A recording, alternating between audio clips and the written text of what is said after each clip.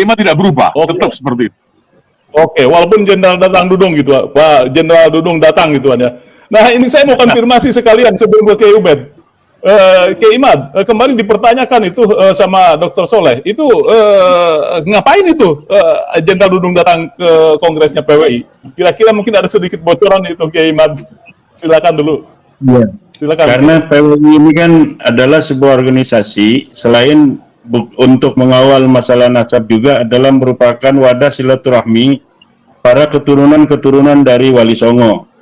Nah, kebetulan Pak Dudung ini nasabnya bersambung dengan keluarga kami. Jadi itulah yang membuat kedekatan antara kami, terutama saya dan Kiai Abbas dengan Pak Jenderal Dudung Abdurrahman yang merupakan cucu daripada Sunan Gunung Jati Syarif Hidayatullah. Itu sebenarnya. Selain daripada itu, karena kalau narasinya seperti itu, toh banyak dari keturunan Wali Songo pun yang hari ini belum atau masih ada yang tidak sepakat dengan gerakan kita, yaitu gerakan perjuangan Wali Songo Indonesia. Nah, tentunya selain daripada bahwa Jenderal Dudung merupakan salah satu daripada keturunan Sunan Gunung Jati Syarif Hidayatullah, juga adalah bahwa beliau melihat titik yang sama dengan kami, di mana kita harus menjaga budaya Nusantara, kita harus menjaga persatuan bangsa, kita harus bersama-sama untuk mempertahankan Pancasila, kita harus bersama-sama menjaga Undang-Undang Dasar 45. Keragaman adalah sebuah keniscayaan bagi bangsa Indonesia, bahwa kita memang ada dalam satu negara yaitu Indonesia, tetapi bersamaan dengan itu kita menyadari sesadar-sadarnya bahwa selain umat Islam sebagai mayoritas, ada saudara-saudara kita di sana dari kaum Kristiani, dari orang Buddha, dari Hindu, Konghucu dan lain sebagainya, yang semuanya harus dijaga, yang semuanya harus ditata harmonisasinya untuk bersama-sama menjaga keutuhan negara kesatuan Republik Indonesia. Jadi disitulah titik persamaan kami, dan sebenarnya bukan hanya Pak Jenderal Dudung, banyak para petinggi-petinggi, para perwira dari kepolisian, dari TNI yang juga memiliki pandangan yang sama dengan kami, dan beliau itu sudah memberikan secara pribadi apresiasi bahwa pemikiran-pemikiran saya tentang ceramah-ceramah di berbagai kesempatan tentang pentingnya menjaga budaya nasional ini adalah merupakan hal yang sangat penting, karena merupakan salah satu sendi daripada ketahanan nasional kita sebagai bangsa itu. Itu demikian, Mas Yusuf. Oke, baik. Jadi jangan salah persepsi ini, tidak ada intervensi politik ini, Dr. Soleh. Anda salah menginterpretasi kelihatannya. Clear. Clear ya? Oke, clear. Podcast hari. Ya. Baik, Kiai Ubed. Tadi sudah dipaparkan tentang bukunya Kiai Imad, yang saya juga sangat surprise terhadap buku dan juga kajiannya. Anda akan menambah. Halo, Kiai Ubed. Ini bagus ini, Ami. Ya, sudah bagus, sudah terhubung. Halo. Ya, Kiai Ubed agak tersendat nih. Ya, halo. Ya, Kiai, mungkin sinyalnya atau bagaimana ini? Sekarang bagus, Mas. Sekarang bagus. Oh, oke. Silakan Anda berkomentar. Tadi sudah dipaparkan tentang ini, ternyata ada buku yang dahsyat menurut saya, yang perlu menjadi sebuah referensi. Terima kasih, Mas Yusuf. Dalam abad kedua Nahdlatul Ulama yang mencoba ingin membangun visi fikih peradaban, saya betul-betul membaca perlu pembersih peradaban, Mas. Pembersih. Jadi NU itu tidak akan bisa membangun fikih peradaban sebelum ada orang yang melakukan membersihkan kotoran-kotoran peradaban, Mas, yang mengotori peradaban. Lah, Kiai, halo, masuk Mas Yusuf? Oke. Lah, yang mengotori peradaban Lanjut. itu, nah, Kiai Imad itulah yang posisinya sekarang ini sedang membersihkan mereka yang sedang mengotori peradaban, sehingga nanti akan memudahkan PBNU membangun fikih peradaban, Mas Yusuf. Karena PBNU itu akan kesulitan membangun fikih peradaban di NU abad kedua, memasuki abad kedua, tanpa adanya orang yang mau siap membersihkan mereka yang sedang mengotori peradaban. Nah, langkah-langkah Kiai Imad ini merupakan langkah-langkah yang sangat positif untuk PBNU membangun fikih peradaban, dan sekaligus akan memudahkan NU untuk membangun fikih peradaban karena telah dimulai oleh Kiai Imad dengan melakukan pembersihan terhadap hal-hal yang mengotori fikih peradaban. Sehingga Kiai Imad ini memang harus belipotan, harus kotor betul ini dalam suasana yang belipotan karena membersihkan kotoran itu, Mas Yusuf. Sehingga harus bersabar Kiai Imad membersihkan kotoran-kotoran itu, karena itu akan bermanfaat, akan memberikan maslahah kepada umat, lebih-lebih warga Nahdi, Mas Yusuf. Dan insya Allah saya tahun 2005 akan menulis buku, Mas Yusuf, judulnya Kiai Imaduddin Utsman Menggugat Umat Tercerahkan. Dari beberapa pengalaman buku saya yang terbit, alhamdulillah menjadi buku yang bestseller. Dan saya memang tertarik itu, Mas Yusuf.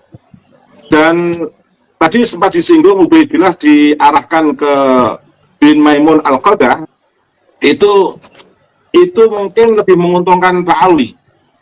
Mengapa? Karena masih ada wujudnya.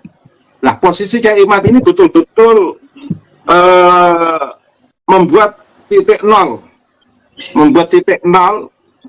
posisi Pak Ali, betul-betul bagaimana peradaban yang akan dibangun PBNU itu betul-betul memang betul-betul bersih. Jadi apa yang dilakukan oleh Kiai Imad itu betul-betul membersihkan sampai pada titik nol kotoran-kotoran itu, sehingga akan memudahkan PBNU.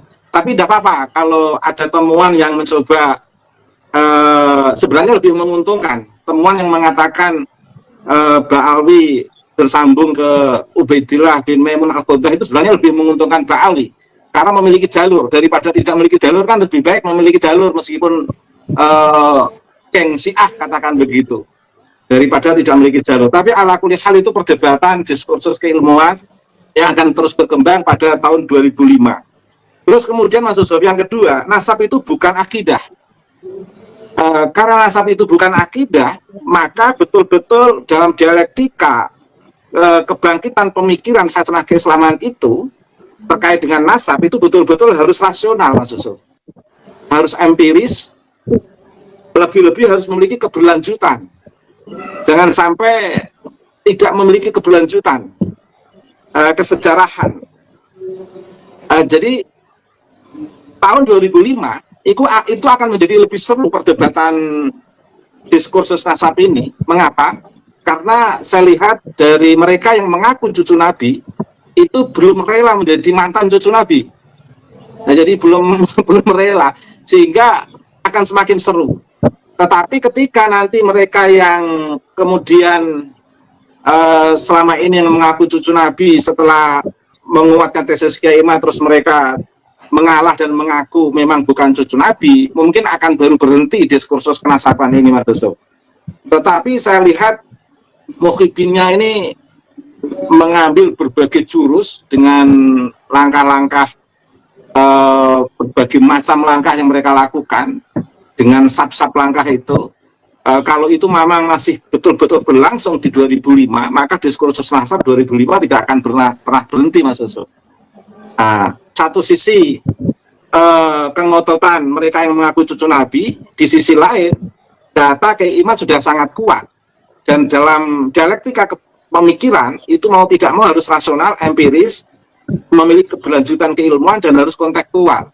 Jangan sampai mendiskusikan sejarah Islam, perkembangan pemikiran Islam itu hanya berhenti pada teks yang sangat normatif begitu saja, tapi betul-betul harus didialektikakan dengan konteks-konteks yang sangat rasional dan empiris dan memiliki keberlanjutan. Lah, menariknya dari tesis Kiai Imad ini itu memiliki keberlanjutan rasional, empiris, dan betul-betul kontekstual, sehingga mereka yang ingin membantah ini harus memforsir dengan segala energi, baik terkait dengan materi maupun mental. Rupa-rupanya saya lihat sampai detik ini, mereka yang mengaku sebagai cucu Nabi, rupa-rupanya masih belum rela, sehingga ingin mengerahkan dengan berbagai cara. Yang kemarin sudah mereka coba melibatkan para akademisi, tetapi belum bisa menjawab itu semua, Mas Yusuf. Terakhir, Mas Yusuf, saya sebenarnya ada dokumen teks pendek yang ketika itu saya bongkar, tidak akan pernah para ulama itu menolaknya. Tetapi memang ini masih saya simpan. Kiai Imad sendiri belum saya kasih tahu, Mas Yusuf. Menurut saya Kiai Imad. Dan ini betul-betul simpanan terakhir. Barangkali kalau memang dalam dialektika itu nanti perlu puncak harus saya keluarkan. Ini data yang sangat penting. Yang intinya sebenarnya membenarkan apa yang dilakukan oleh tesis Kiai Imaduddin Atsman, Mas Yusuf. Terima kasih, Mas Yusuf. Memang itu adalah sesuatu yang tidak bisa kita anggap bagaikan suatu yang jatuh dari langit. Negara yang berhasil harus kita bekerja keras, berikhtiar keras, dan kunci daripada keberhasilan itu adalah persatuan dan kesatuan dan kerukunan dan kerjasama. Dan di situ saya kira Nahdlatul Ulama memegang peran yang penting dengan mewakili kelompok mayoritas agama,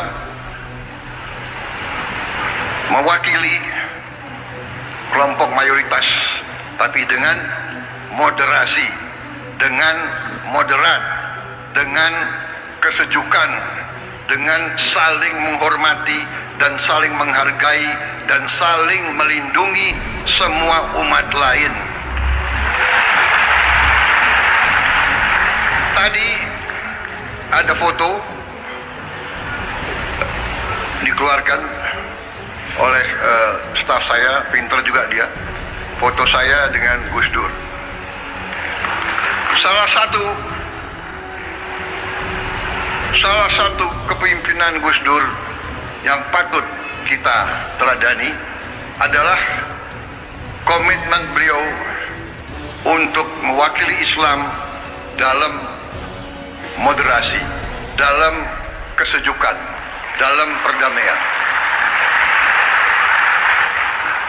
Saya kira ada satu hal yang unik, bahwa di zaman Gus Dur, kalau ada kelompok minoritas yang diancam oleh kelompok-kelompok radikal, justru NU lah yang tampil menjaga tempat-tempat ibadah tersebut. Saya pun, waktu saya menjadi ketua umum Gerindra, saya ingat contoh Gus Dur. Waktu ada peristiwa beberapa gereja, beberapa vihara diancam mau dibom, saya pun perintahkan Gerindra untuk menjaga gereja-gereja dan vihara-vihara tersebut. Ini artinya, saudara-saudara, kepemimpinan, keteladanan. Pemimpin harus berani memberi contoh, walaupun mungkin tidak populer. Pada saat itu Gus Dur mungkin kurang populer dengan banyak orang karena beliau berani. Sekarang pun saudara-saudara, kita harus berani. Kita harus berani. Saya ajak semua rekan-rekan saya dalam pemerintahan, dalam kabinet Merah Putih, saya mengajak mereka, kita harus berani. Berani mengoreksi diri, berani membangun suatu pemerintahan ke depan yang bersih, pemerintah yang bebas dari penyelewengan dan dari korupsi.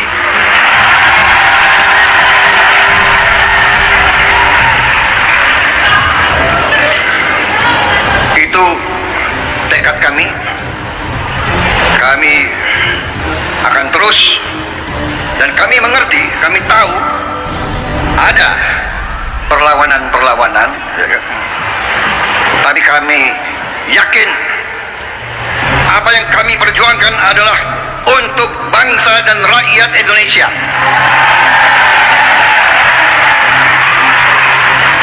Kami tidak akan ragu-ragu bertindak.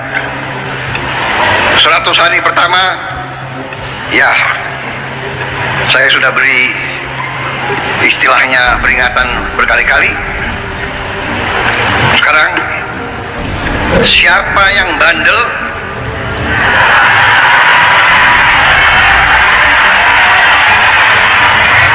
siapa yang gablek, siapa yang tidak mau ikut dengan aliran besar ini, dengan tuntutan rakyat, pemerintah yang bersih, siapa yang tidak patuh, saya akan tindak.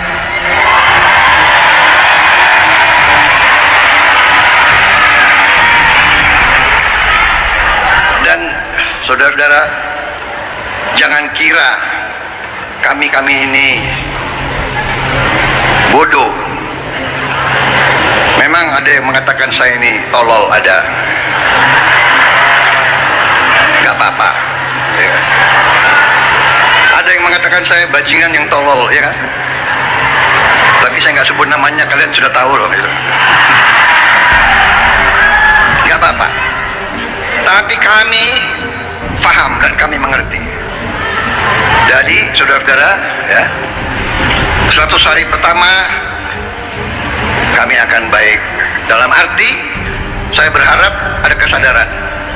Saya pernah menyampaikan, seluruh aparat, seluruh institusi, bersihkan dirimu.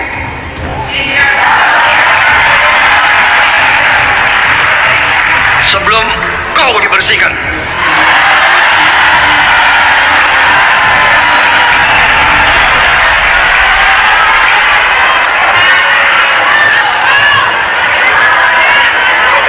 Dan saya ingatkan semua aparat, kesetiaanmu adalah kepada bangsa negara dan rakyat Indonesia.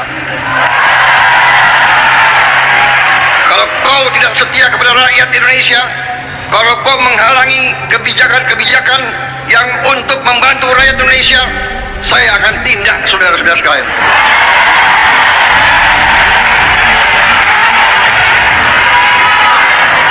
Dan saya minta menteri-menteri, pemimpin-pemimpin lembaga, tidak ragu-ragu.